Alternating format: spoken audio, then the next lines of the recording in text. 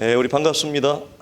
예, 한 주간 잘 지내셨고 또 3일 이틀 이후에 잘 지내셨죠? 사후성도 인사하겠습니다. 반갑습니다. 예, 우리 새로 오신 분도 주의 이름으로 환영합니다. 우리 정 집사님은 헤어스타일이 아주 멋지게 새롭게 됐는데 딱 보는 순간 중국 영화배우 주연발이 생각나요. 띵땡땅 할 때 멋지네요. 아주 더 젊어 보이고 좋습니다. 자, 우리 오늘 교회로 부름이라고 하는 지난주에 이어서 두 번째 시간으로 오늘 이 주제를 마감하려고 합니다. 우리 성도들이 총명하기 때문에 이전 설명을 하지 않아도 바로 이어가도 될 것으로 봅니다. 교회의 반석으로서의 역할과 부름을 우리는 베드로의 신앙 고백으로 응집했습니다. 로마 천주교가 갖는 식의 사람 자체에 집중하지 않는다. 그래서 베드로 자체를 주님이 말씀한 것이 아니었다라고 하는 부분이었죠.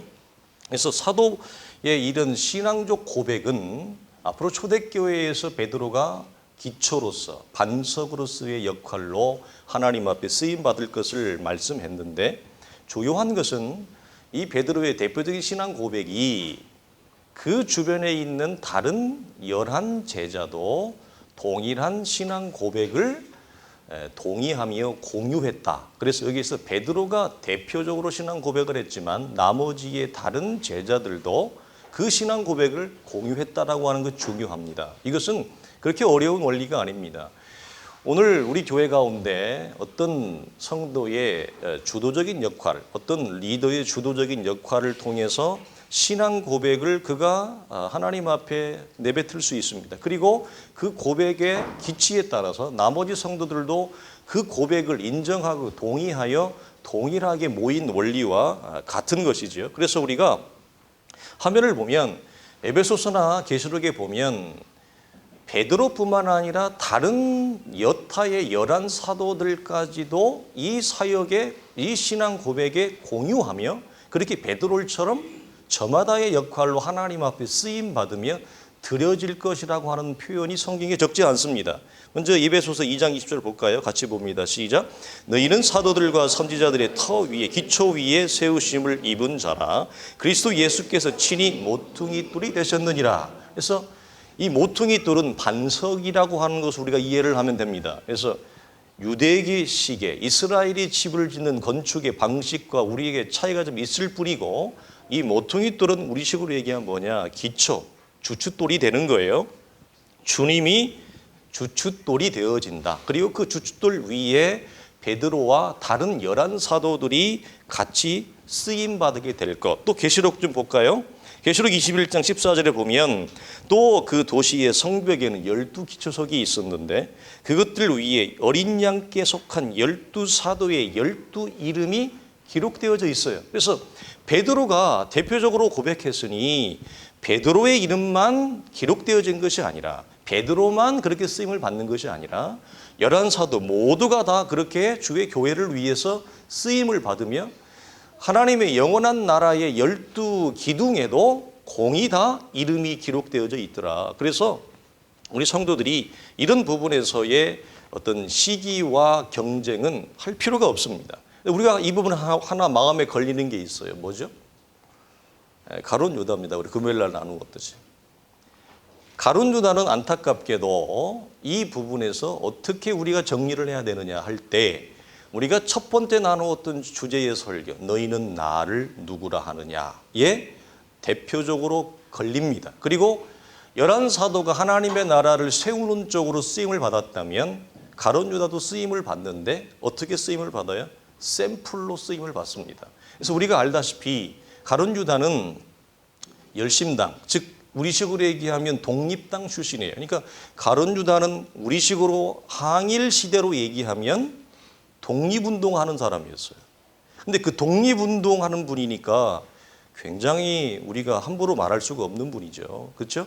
그런데 너희는 나를 누구냐라고 할 때에 대표적으로 가룟 유다가 이 부분에 걸려 넘어집니다. 왜? 가룟 유다가 예수에게 온, 예수가 필요했던 이유는 예수 그리스도에게 집중되어지는 무리와 사람들을 바라보고 이스라엘의 독립을 쟁취하기를 원했습니다. 로마로부터. 그래서 많은 사람들이 예수 그리스도를 자신의 기준과 필요와 이해의 입장에서 이해하는 이것을 많은 경우에 놓지 못하더라. 그래서 가룟 자는 어떻게 쓰임을 받느냐? 끝까지 자신의 생각과 자신의 계획, 자신의 요구를 놓지 못한, 어떻게? 내 필요와 내 이해에서의 복음, 기독교와 복음과 예수 그리스도와 교회라고 하는 것은 철저히 이 땅을 살아갈 때 내 필요와 만족과 소원을 채워주는 예수 그리스도, 복음으로 끝까지 놓지 못한 대표적인 인물로 쓰임받은 게 뭐예요? 가룟 유다입니다. 그래서 주님이 우리 마태복음 11장에 누구든지 나를 인하여 넘어지지 않는 자 복이 있다 그랬는데, 사람의 관점을 놓지 못하고 복음과 생명과 구원의 관점으로 넘어가지 못할 때 예수는 생명이지만 그에게 생명이 오지 못하고 죽음에 이르게 되어지는, 파멸에 이르게 되어지는 성경을 우리는 보게 되어지는 것입니다. 그래서 이 부분이 우리에게 좀 가슴이 아프죠. 그러나 12사도가 저마다의 자리에서 주의 교회를 세우는 각자의 역할로 쓰임받고 드려졌다고 하는 것은 부인할 수 없는 사실입니다. 그런데 이런 원리가 우리에게도 지금 이 시대에도 그대로 접목되어져서 우리도 12사도처럼 하나님의 교회를 위해서 드려지는 삶으로 쓰임받는 자로 하나님이 교회를 통해서 지금도 부르고 있다고 하는 사실입니다. 여러분, 이것은 사실 아무에게나 주어진 것이 아닙니다. 12사도의 부름은 택하심을 받은 영광스러운 택함과 부름이었어요. 이건.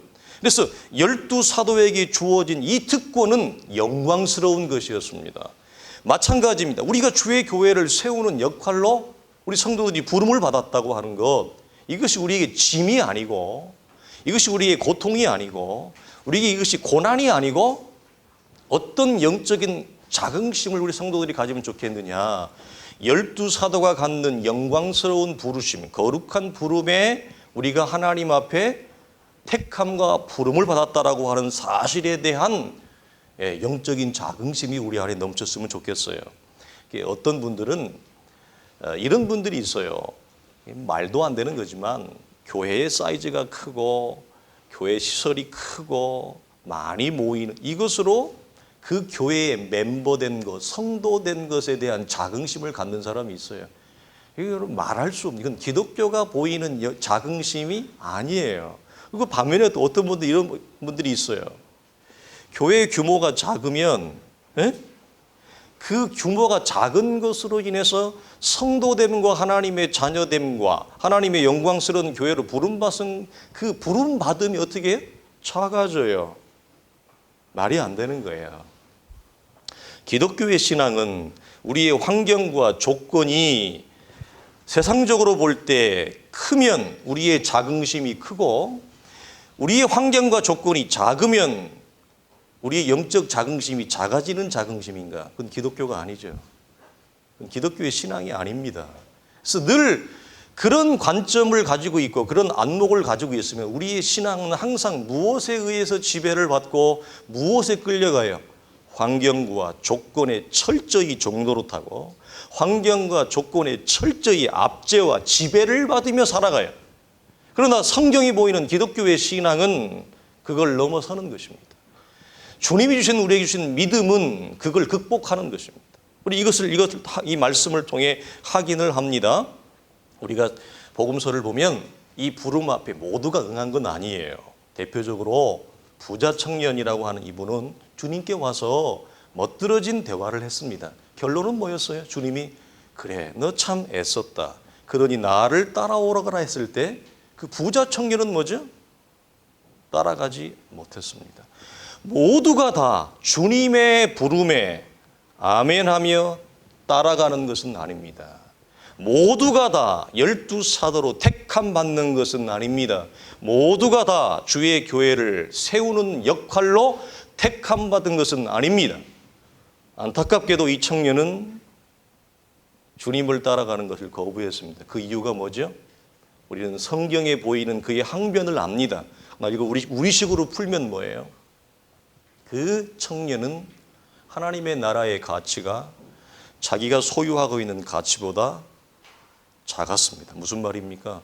바꿀 수 없었습니다. 자신의 재물과 하나님의 나라를 바꿀 수는 없었습니다. 즉 재물의 가치가 자기에는 그것이 훨씬 컸습니다. 자기에게 있는 소유가 하나님의 나라보다 주의 교회보다 훨씬 높았습니다. 그게 전부였습니다. 여러분, 사람은 누구나 다 신앙을 떠나서도 자기에게 가치가 있는 일이라고 한다면 어떻게 하죠? 아낌없이 투자합니다. 이 청년에게 들어온 주님의 부름은 무엇보다 작았어요? 자신의 소유보다 작은 것입니다. 자신의 재산이 훨씬 컸습니다. 그래서 그는 따라갈 수 없었습니다. 무슨 말입니까? 주님의 부름은 오늘 우리 시대에도 있지만 모든 사람이 그 부름에 따라가는 것은 아니다.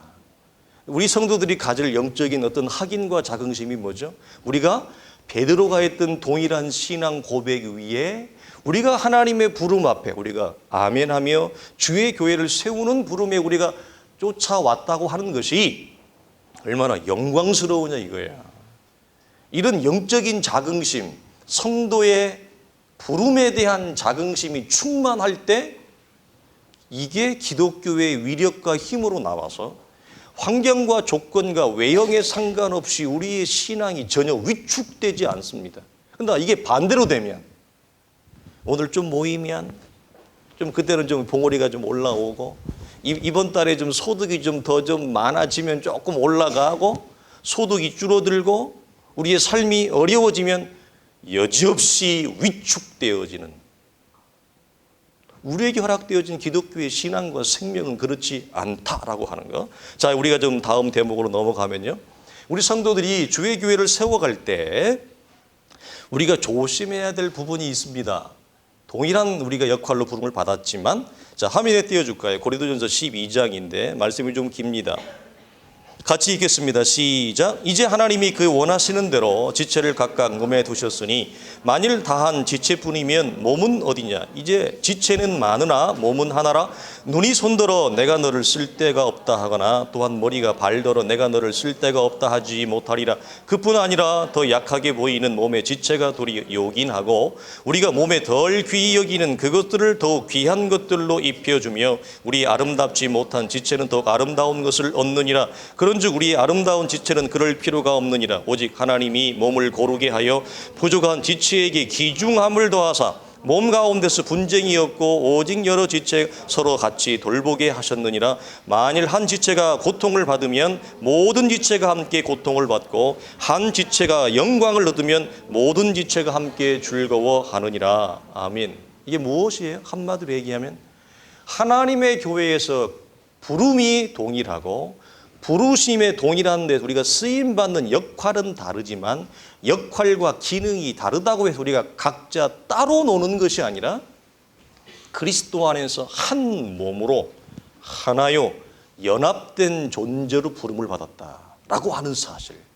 이 영적인 인식이 우리 안에 있어야 돼요. 그래서 성경은 우리 모두가 하나님의 교회 공동체를 섬겨갈 때 조심할 건 뭐냐면 이런 거죠. 각자의 역할과 기능이 좀 다를 뿐이에요. 여러분, 우리가 사도행전을 보면 베드로는 베드로대로, 야고보는 야고보대로, 요한은 요한대로 쓰임이 다 달라요. 하나님의 나라에 어떤 것은 드러나게 쓰이는 자가 있고 어떤 자는 드러나지 않게 쓰임받는 자가 있어요. 그러나 우리가 가지는 영적 인식이 약할 때 하나님의 교회에 대한 우리의 수준이 떨어질 때 우리가 갖는 시기는 뭐예요? 나도 앞에 드러나고 싶다. 나도 해처럼 쓰임받고 싶다. 그러나 우리가 기억할 것은 해는 하나밖에 없어요. 나도 달처럼 쓰임받고 싶다. 달은 하나밖에 없어요. 달은 밤을 비추고 해는 낮을 비추는 거예요. 하나님의 나라에 쓰임받는 부르심의 자리는 우리가 정하는 것이 아니라 부르신 그분이 정해주십니다. 우리는 그 부르심 앞에 감사하며 내가 이 모양이든지 저 모양이든지 이 역할이든지 저 역할이든지 그리스도를 통해서 하나님의 교회를 세우는 그 역할로 쓰임받는 것에 대해서 뭐죠? 감사. 바울이 사나 죽으나 내 몸에서 오직 누가 그리스도가 존귀케 되려 함이니라.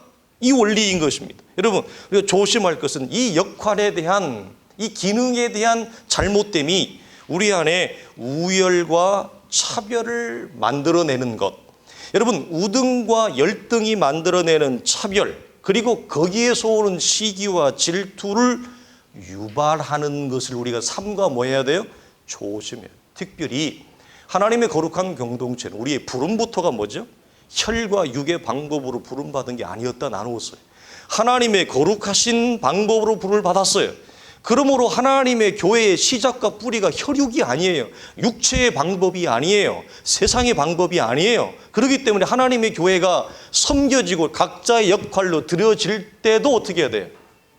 혈육의 방법, 육체의 방법으로, 인간의 방법으로 우리가 자신의 역할을 하고 하나님 앞에 영광을 올린다고 하는 것은 우리가 매우 조심해야 된다. 그래서 내 잘남과 내 똑똑함과 내 열심과 내 헌신이 다른 지체를 실족하게 해서는 안 됩니다. 내가 너무 열심을 부리고 내가 너무 헌신을 부리는데 이 열심과 헌신이 다른 지체를 도리어 실족하게 하며 무너지게 하면 어떻게 해야 돼요? 스탑, 중지. 내 열심을 중지해야 돼요. 이 원리예요. 여러분, 도리어 연약한 지체를 세우는 열심, 내 헌신이 연약한 지체를 세우느냐, 하나님의 교회를 세우느냐라고 하는 것을 봐야 돼요. 그 포커스를 봐야 돼요. 내가 똑똑한데, 내가 많이 배웠는데, 내가 많이 가졌는데, 내가 열심히 탁월한데, 내가 새벽 기도에 열심히 특심한데, 이 열심과 특심과 헌신이 하나님의 교회를 세우느냐, 다른 지체를 세우느냐를 보세요. 그런데 도리어 내 열심과 헌신이 다른 지체를 넘어뜨리더라. 하나님의 교회가 한 방향으로 세워가는 것을 막더라. 그럼 어떻게 해야 돼요? 스탑. 지혜로운 열심과 헌신을 우리가 걸러내야 되는 것입니다. 그래서 주의 교회를 세우는 역할로 드려지는 것. 그래서 절대로 우리 안에 차별. 왜 여러분 하나님의 교회가 차별이 없어야 된다고 그랬어요? 우리의 구원이 차별이 없이 부름을 받았어요. 하나님의 은혜에는 차별이 없어요. 하나님의 이 은혜에는 우등한 자, 월등한 자와 열약한 자가 없어요. 하나님 우리를 구원할 때 우등한 자를 구원한 게 아니에요. 탁월한 자를 구원한 게 아니에요. 하나님의 은혜의 부르심은 도리어 성경은 뭐라고 얘기해? 도리어 우리가 하나님 앞에 연약하며 못났기에. 이 원리, 그래서 우리의 개개인의 구원이 하나님에게 차별이 없기 때문에 우리가 하나님의 교회를 섬길 때 어떻게 해야 된다고요? 이 차별의식, 우열의식을 가져서는 곤란합니다. 그러다 우리가 살아가는 이 세상에는 여러분 어떤 정신이 강해요? 이 우열의 정신이 너무 강합니다. 심지어 어떤 교회에서는 이런 모습을 발견하고 이것을 교회의 운영의 중심으로 삼기도 합니다. 그래서 나도 모르게 이런 성향을 가지고 있고 나도 모르게 이런 성향을 교회에서 드러내려고 합니다. 그래서 우리가 주의 교회를 세워갈 때 삼가 조심하고 조심해야 될 부분이 뭐냐? 바로 이 우열과 차별이에요. 이게 교회당 밖에만 우리가 넘어가면 이 우열과 차별이 세상을 지배합니다. 그리고 우리의 죄된 본성도 우열과 차별의식이 굉장히 강합니다. 그러다 보니 어떻게 해요? 나도 모르게 하나님의 교회를 섬길 때 이 우열과 차별로 사람을 보는 거예요. 아, 저 사람은 똑똑한 사람, 저 사람은 재주가 많은 사람, 저 사람은 돈이 많은 사람, 저 사람은 많이 배운 사람, 저 사람은 세상적으로 자리가 높은 사람. 그들에게는 우리가 나도 모르게 괜히 조심해지고 나보다 가지지 못하고 나보다 배우지 못하고 나보다 사회적으로 지위가 낮은 자에게는 나도 모르게 어깨가 올라가고 이런 차별. 그렇죠? 우리가 개인의 구원을 깊이 묵상하면 그 차별의식에 우리가 중심을 어디에 잡아야 될지를 묵상할 수 있습니다. 그래서 이런 교회의 특징이 뭐죠? 항상 시끄러워요. 항상 분쟁이 있어요. 항상 다툼이 있어요. 사람이 얼마 모이든지 서로가 시기와 질투와 분쟁과 다툼이 있어요. 성경은 뭐라고 얘기하는데 너희가 그리스도의 몸으로 한 몸으로 부름을 받았다고 하는데 성도들이 계속 서로 다투는 거예요. 말은 앞에서는 립 서비스를 합니다.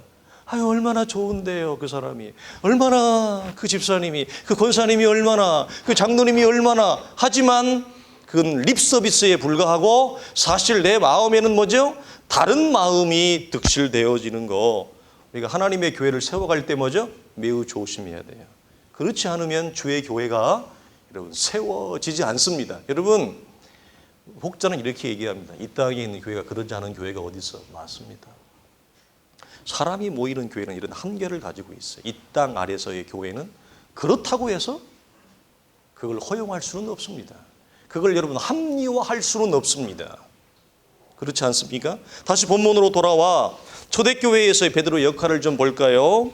여러분, 사도행전 전반부에 가면 초대교회가 주도적으로 형성되어지는데 주님의 말씀하신 대로 베드로가 뭐죠? 이 역사를 감당합니다. 여러분, 베드로의 신앙 고백 속에는 하나님의 자녀가 되는 길이 이스라엘의 경계와 경례를 뛰어넘어 예수 그리스도를 믿음으로 주어지는 새로운 길이 열렸다. 이 차원에서 주님이 먼저 바요나 시몬아 네 고백이 복이 있다라고 말씀했습니다. 이 의미처럼 베드로는 새롭게 형성되는 예루살렘 교회 속에서 어떻게 쓰임 받느냐? 복음이 이스라엘의 경계를 뛰어넘습니다. 사마리아로, 이방으로, 헬라로 나갑니다. 이때에 주도적인 역할로 하나님의 교회, 초대교회 예루살렘 교회에 사마리아인과 이방인들을 합류시켜서 하나로 하는데 주도적으로 쓰임받은 자가 누구예요? 갈릴리 호수에서 생선 따던 베드로였습니다. 이게 하나님의 부르심과 베드로 속에 하나님이 예정하시고 예언하신 하나님의 축복과 여러분 역할이었습니다. 화면 한번 보여줄까요? 사도행전 8장. 자, 이렇게 있습니다. 예루살렘에 있는 사도들이 어디에도 사마리아도 하나님의 말씀을 받았다함을 듣고 베드로와 요한을 보내매 그들이 내려가서 그들을 위하여 성령 받기를 기도하니 이는 아직 한 사람에게도 성령이 내리신 일이 없고 오직 주 예수의 이름으로 세례만 받을 뿐이더라. 이에 두 사도가 그들에게 안수함에 성령을 받는지라. 여러분, 사마리아도라고 하는 표현이 뭐죠? 북이스라엘의 수도였던 사마리아는 오므리 왕조 때 세워지는데 우리가 알듯이 이스라엘은 사마리아는 버린 땅입니다. 유대인들이 사람 취급하지 않던 사마리아 사람들이 예수를 믿게 되어지는 놀라운 일이 벌어집니다. 그럴 때 누가 가느냐? 베드로가 대표로 가서 그들에게 안수하고 하나님의 성령이 임하게 하고 그들을 하나님의 교회에 합류시키는 놀라운 역사로 쓰임을 받아요. 또 사도행전 15장 볼까요? 자, 많은 변론이 있은 후에 베드로가 일어나 말하되 형제들아 너희도 알거니와 하나님이 이방인들로 내 입에서 복음의 말씀을 들어 믿게 하시려고 오래전부터 너희 가운데서 나를 택하시고 또 마음을 아시는 하나님이 우리에게와 같이 그들에게도 성령을 주어 증언하시고 믿음으로 그들의 마음을 깨끗이 하사 그들이나 우리나 차별하지 아니하셨느니라. 그런데 지금 너희가 어찌하여 하나님을 시험하여 우리 조상과 우리도 능히 매지 못하던 멍에를 제자들의 목에 두려느냐. 그러나 우리는 그들이 우리와 동일하게 주 예수의 은혜로 구원받는 줄을 믿노라 하니라. 아멘. 이 말씀 속에 베드로의 신앙 고백이 함축하고 있는 새로운 구원의 내용이 다 담겨 있어요. 우리가 나누었던 내용이. 이때 이방인들을 복음을 들어오지 못했던, 복음이 그들 속에 들어가지 않았던, 하나님에 대해서 전혀 몰랐던, 관심이 없었던 그들이 회심하고 거듭나는 역사가 일어나요. 이때도 이들을 예루살렘 교회로 인도하는 자가 누구냐? 여러분, 우리는 잘 이게 관심이 잘 안 가는데 이 사마리아인이 이방인이 우리 예수님 시대의 베드로 시대에 예루살렘 교회에 와서 같이 이렇게 예배를 드린다는 건요, 상상할 수 없는 일이에요. 이거 어떻게 우리식으로 표현을 하냐면, 이게 적절한 예는 애가 없는데, 우리 시대의 초기 한국 교회 속에 복음이 들어왔을 때 우리 나라에는 산업공상이 있었잖아요. 주인이, 양반들이 예수를 믿고 한 집안의 하인들이 예수를 믿게 되는 일이 있었어요. 제가 어릴 때만 해도 저는 아버지 상에서 먹고, 우리 누님들은, 어머니와 누님은 저 윗목에서 상을 따로 먹어서, 우리 집은 상을 4개 폈거든요. 식구가 많아서. 근데 우리 어머님과 누님들은 제일 위에서 먹었어요. 제가 어릴 때만 해도. 같이 안 먹었어요. 겸상하지 않았어요. 그런데 사대부 집안의 양반 집안의 종이 여러분 겸상할 수 있을까요? 누가 원해요? 누가 환영해요? 그런 일이 일어나는 것입니다. 그래서 쌍놈이, 우리식으로 얘기하면 죄송한 표현인데, 종이 하나님의 교회에 동일하게 양반하고 예수를 믿었는데 같이 예배를 드리는 거예요. 같이 교회에서 식사를 하는 거예요. 같이 성찬식에 참여를 하는 거예요. 우리나라에 복음이 초기에 들어왔을 때 굉장히 힘들었던 일입니다. 그런데 이것보다도 더 터부시한 게 뭐예요? 이방인과 사마리아 사람들이 예루살렘 교회에 모여서 함께 예배를 드리고 주의 떡을 먹고 나누는 이거, 그들은 용납할 수가 없었어요. 용납할 수. 그래서 뭐라고 얘기해? 많은 변론이 있었다. 이게 쉽게 되어지지 아니했다. 근데 이 일에도 누가 쓰임을 받아요?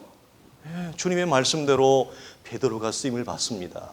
굳이 이걸 좀 우리에게 접목한다면, 사마리아인들은 우리 시대에 적용하자면 이런 거죠. 복음에 소외된 자들, 그리고 복음을 알기는 알지만 잘못 배운 자들, 교회 안에 있지만 그냥 종교인으로 왔다 갔다 하는 사람들.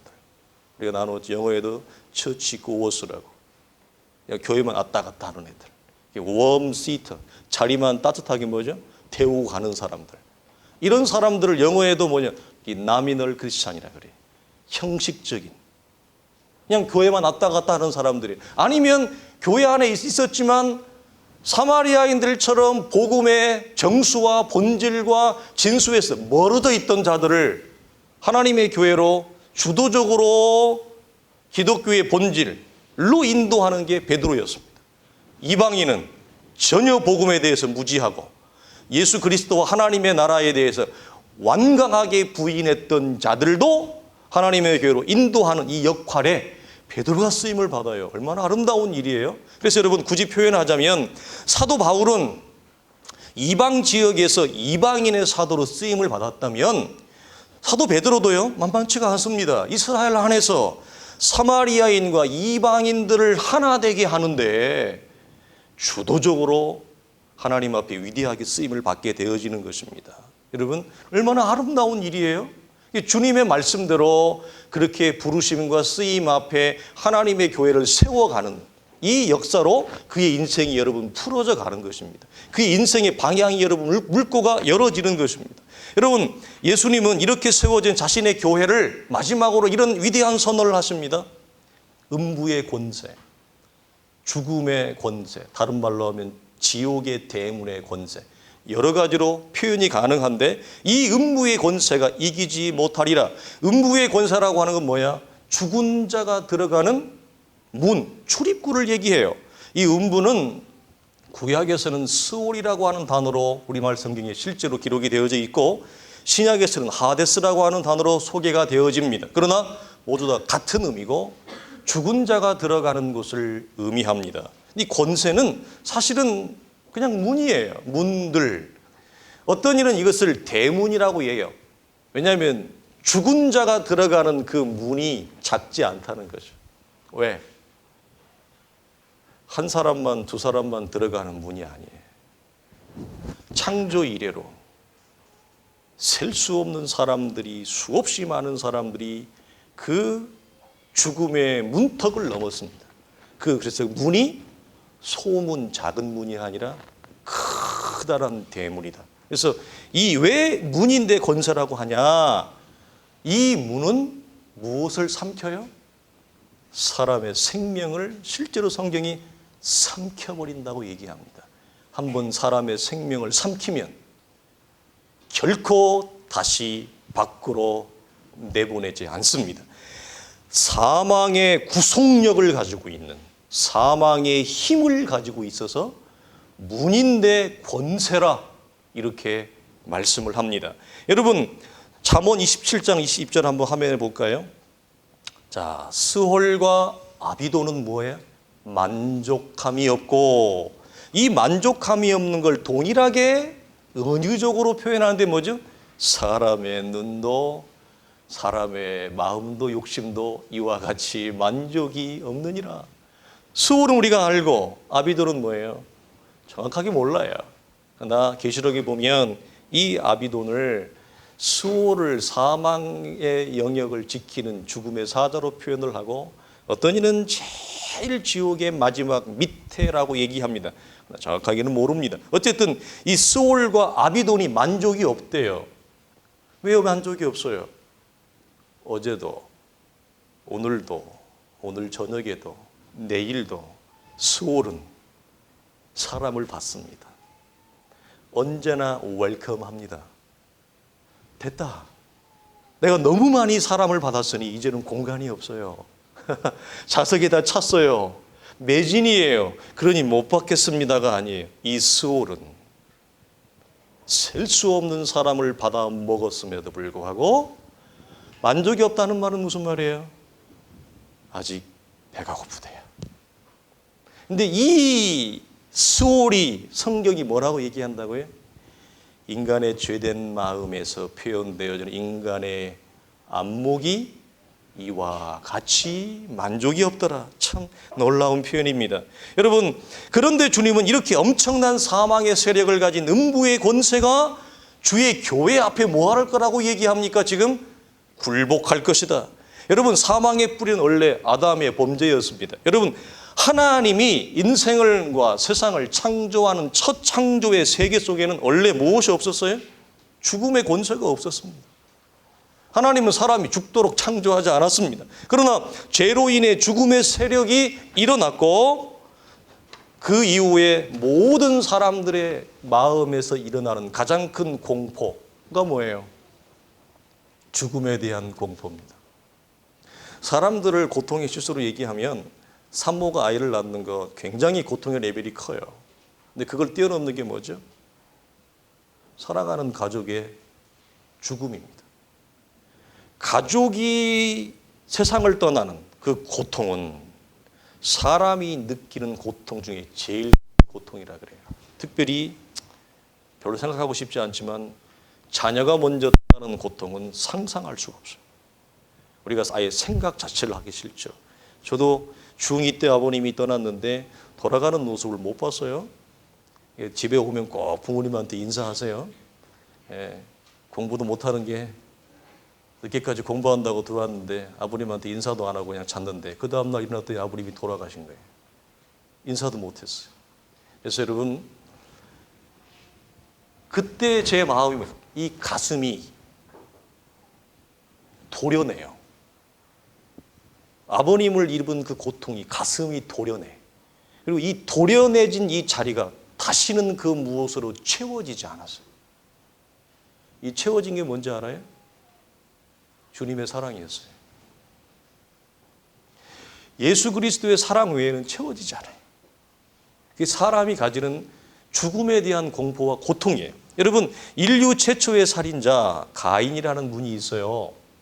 이 사람은 얼마나 독한지 자신의 친동생을 세상에 때려 죽였어요. 쳐 죽였어요. 창세기 4장 볼까요? 자신의 친동생을 죽일 만큼 독한 사람이에요. 근데 그 사람이 뭐라고 고백하는가 보세요. 가인이 여호와께 이르되 내 죄벌이 너무 무겁습니다. 주께서 오늘 이 지면에서 나를 쫓아내시온즉 내가 주의 낯을 배웁지 못하리니 내가 땅에서 피하며 유리하는 자가 될지라. 무릇 나를 만나는 자마다 나를 뭐하겠다? 죽일까? 자, 여호와께서 그에게 이르시되 그렇지 아니하다 가인을 죽이는 자는 벌을 7배나 받으리라 하시고 가인에게 우리가 알지 못한 어떤 표를 주었어요. 그를 만나는 모든 사람에게서 죽임을 면하게 했어요.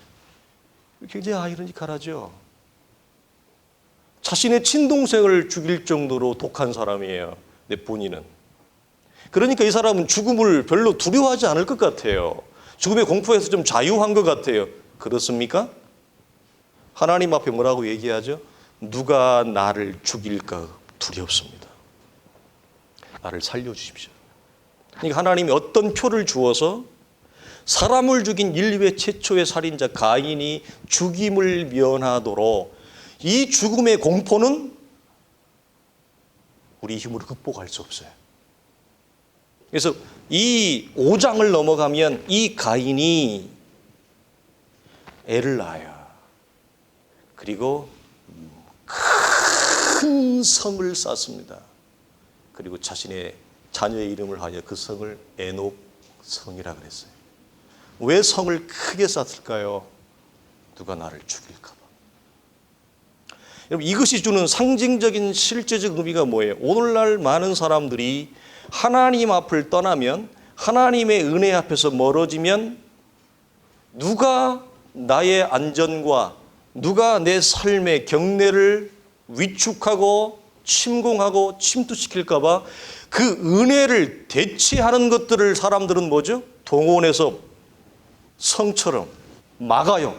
그게 물질이요. 그게 내 소유요. 그게 내 성공이요. 그게 내 명예요. 이 땅에 많은 보이는 것들로 그것을 먼저 우리가 디펜스합니다. 왜? 두려워서. 그래서 우리가 사람이 가지는 이 소유에 대한 불안감이나 물질에 대한 불안감, 생명에 대한 불안감을 뛰어넘는 것은 여러분 인생의 힘으로는 불가합니다. 누가 자유할 수 있다고 여러분 쉽게 말할 수 있겠습니까? 자, 모든 혈육을 가진 인생들은 이렇게 죽음의 세력을 두려워합니다. 주님께서 이 땅에 오신 목적을 히브리서 2장에 이렇게 얘기합니다. 같이 읽을까요? 시작. 자녀들은 혈과 육에 속하였음에 그도 또한 같은 모양으로 혈과 육을 함께 지니심은 죽음을 통하여 죽음의 세력을 잡은 자 곧 마귀를 멸하시며 또 죽기를 무서워함으로 한평생 매여 종로로 타는 모든 자들을 놓아주려 하심이니 이는 확실히 천사들을 붙들어 주려 하심이 아니요 오직 아브라함의 자손을 붙들어 주려 하심이라. 아멘. 여러분, 제가 이게 빨간 줄로 해놓은 것들 포인트들을 잘 기억하세요. 우리가 나누었던 말씀들이 여러분 기억나지 않습니까? 여러분, 이 죽음의 세력을 주님이 멸하시기 위해서 왔어요. 왜? 원래 사람을 창조할 때 죽음이 그 사람을 왕노릇하게 하려 하나님이 창조한 게 아니기 때문에 인생들은 이 죽음 앞에 여러분 공포에 떨고 있습니다. 그래서 성경이 뭐라고 얘기해요? 종노릇한다. 이 종노릇에서 우리를 풀어주고 자유하며 해방시켜 주셔 오셨다. 그런데 놀라운 것은 이 죽음의 세력을 멸하시는 일이 12절 화면을 좀 띄워줄까요? 어디를 통해 무엇과 관련이 있다고 얘기하느냐? 같이 봅시다. 시작. 내가 주의 이름을 내 형제들에게 선포하고 내가 주를 교회 중에서 찬송하리라. 아멘. 어디요? 교회 중에서. 죽음의 세력을 멸하는 이 일이 어디를 통해서 무엇과 연관되어져서 주님이 이 일을 하시느냐? 주의 교회예요. 그래서 이런 차원에서 교회는 세상의 소망이요. 이런 차원에서 교회가 곧 복음이에요. 마태는 우리에게 그렇게 얘기합니다. 여러분, 구약은 때가 이르면 주께서 사망을 삼키며 자기 백성의 수치를 영원히 제할 것을 구약 성경 여러 곳에서 주님이 보이십니다. 여러분, 이 자기 백성의 사망의 수치를 영원히 벗길 대표적인 사건이 신약의 바로 그리스도의 부활이었습니다. 주는 그리스도시요 살아계신 하나님의 아들이라고 고백하는 모든 하나님의 자녀들이라면 여러분이 이 자리에 앉은 여러분이 주가 베드로의 신앙 고백처럼 동일하게 그리스도시요 살아계신 하나님의 아들이라고 여러분이 고백하는 그 믿음을 소유하고 있다면 여러분은 사망의 세력을 뛰어넘습니다. 죽음의 권세를 뛰어넘습니다. 그리고 그리스도의 부활의 생명이 우리 안에 주어지고 그 영원한 부활의 생명이 우리에게 뭐죠? 사망에서 자유하게 하며 더 이상 성도는 죽음의 고통에 뭐하지 않는다? 종노릇하지 않는다. 근데 이 말은 제가 이렇게 했는데 우리를 힘들게 하는 사실 궁극적인 현상들이 있지만 현상의 궁극적인 뒤에는 뭐예요? 죽음의 세력 앞에 가지는 공포입니다. 여러분, 여러분들의 믿음이 분명한 신앙 고백이 위에 있다면 사망과 이 죄의 저주를 깨고 영원한 부활의 생명이 여러분의 안에 이미 들어온 것을 주님의 이름으로 여러분 믿으시기를 바랍니다. 골로새서 3장 볼까요? 같이 봅니다. 시작. 너희 생명이 그리스도와 함께 하나님 안에 감추어졌습니다. 우리 생명이신 그리스도께서 나타나실 그때에 너희도 그와 함께 영광 중에 나타나리라. 아멘. 우리가 우리 안에 주어진 이 부활의 생명이 성경은 이미 우리 안에 주어졌다고 얘기하지만 우리가 이것을 감지하지 못합니다. 우리가 인식하지 못합니다. 우리가 보여지지 않습니다. 골로새서에서 바울이 뭐라고 얘기해요? 우리의 생명이 그리스도와 함께 어떻게 해요? 감추어져 있어요. 근데 이 감추어짐이 영원한 게 아니라 잠깐 동안, 언제까지? 그리스도께서 영광 중에 다시 올 때까지만 우리 안에 들어온 부활의 생명이 잠깐 히든돼 있는 거예요. 감추어져 있고 가리워져 있을 뿐이에요. 없는 게 아니에요. 만약 이게 있는 것이, 부활의 생명이 있는 것이 여러분 우리가 눈 밖에서 확인할 수 있다면 온 세상은 교회가 될 것입니다. 누가 불교를 하겠습니까? 누가 하나님이 없다고 얘기하겠습니까? 누가 자기 마음대로 살려고 하겠습니까? 진시황이 이 영생을 얻으려고 온 천하를 뒤졌는데 결국 수은 먹고 죽었어요. 여러분, 우리 안에 하나님의 영원한 부활의 생명이 눈 밖에서 확인되어 줄 수 있다면 누가 오늘날 예수를 안 믿겠습니까? 온 세상이 교회 천지가 될 겁니다. 그러나 주님의 사람을 구원하시는 계획은, 이것이 복음은 하나님의 경륜 속에 감추어진 비밀이기 때문에 온 세상에 드러나지 않도록 누구 안에만, 하나님의 교회 속에 신앙을 고백하는 자들의 믿음의 안목 속에만 이 부활의 생명이 있음을 드러내 주었습니다. 마치 무엇처럼 12 제자를 따로 모아 너희에게는 하나님의 나라의 비밀을 아는 것이 무엇되었으니 허락되었으니 보거라, 이거예요. 그래서 주님이 그 영광스러운 부활의 영원한 완성과 영광을 보여준 사건이 뭐예요? 베드로와 야고보와 요한만 따로 데리고 올라가서 가장 높은 변화산에 올라가서 사람이 빨아서 희게 할 수 없을 영광스러운 모습으로 새롭게 변화되는 것을 그 제자들에게 보이십니다. 그리고 주님이 부활하시고 승천하실 때에 그를 따랐던 소수의 제자와 당신의 자녀들에게만 영광스러운 부활의 모습을 보이고 천사들과 함께 하늘로 올라갑니다. 그럴 때 넋을 놓고 보고 있으니 뭐라고 해요? 뭘 봐? 너희가 본 그대로 다시 오시리라. 잠깐 동안 감추어져 있는 거예요, 여러분. 이 생명이 언제 나타나요? 우리 마지막 화면 볼까요? 손이 떨려서 넘어가지가 않네. 자, 같이 봅니다. 그때는 바로 이때입니다. 시작. 보라, 내가 너에게 비밀을 말하노니 우리가 다 잠잘 것이 아니요 마지막 나팔에 순식간에 호련히 다 변화되리니 나팔 소리가 나매 죽은 자들이 썩지 아니할 것으로 다시 살고 우리도 변화되리라. 이 썩을 것이 반드시 썩지 아니할 것을 입겠고 이 죽을 것이 죽지 아니함을 입으리로다. 이 썩을 것이 썩지 아니함을 입고 이 죽을 것이 죽지 아니함을 입을 때에는 사망을 삼키고 이기리라. 기록된 말씀이 이루어지리라. 사망아, 너의 승리가 어디 있느냐? 사망아, 내가 쏘는 것이 어디 있느냐? 아멘. 아멘 아닙니까? 이 신앙을 우리가 동일하게 고백하고 부활의 영광을 우리가 공유하기를 주님의 이름으로 축원합니다. 기도하겠습니다. 하나님, 감사합니다. 이 땅을 살아가는 것이 우리에게 하나님 넉넉하지 않고 우리를 지치게 합니다. 하나님 우리를 힘들게 할 때가 얼마나 많은지 모르겠습니다. 하나님 낭망하게 하고 좌절케 하고 피하고 싶고 도망가고 싶고 하나님 우리는 그런 모습으로 지친 모습으로 허덕이는 모습으로 하나님 이 땅을 걸어갑니다. 그러나 주님 우리 안에 영원한 생명과 소망이 있음을 오늘 말씀을 통해 보이시니 감사합니다. 아버지 지치고 힘들고 어렵지만 주님의 영원한 부활의 생명이 내 안에 있음을 말씀을 통해 확인하게 하여 주시옵소서. 주는 그리스도시요 살아계신 하나님의 아들이라고 고백하는 모든 하나님의 거룩한 자녀들에게 이 부활의 생명이 주는 위로와 소망과 생명력이 우리의 지친 삶, 우리의 힘든 삶, 우리의 어려운 삶, 도망가고 싶은 삶에서 당당하게 그 삶을 믿음으로 이겨내며 극복하며 넘어서는 자들이 되게 하여 주시옵소서.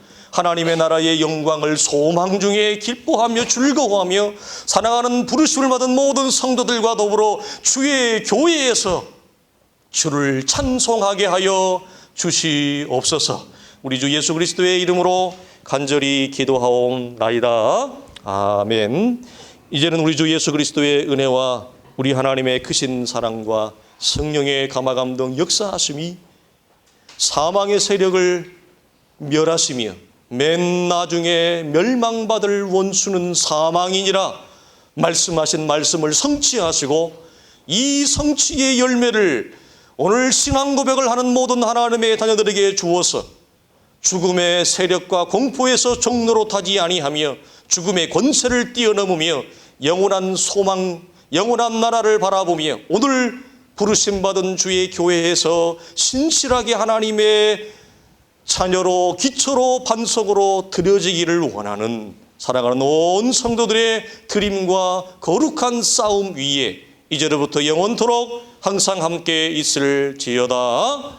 아멘.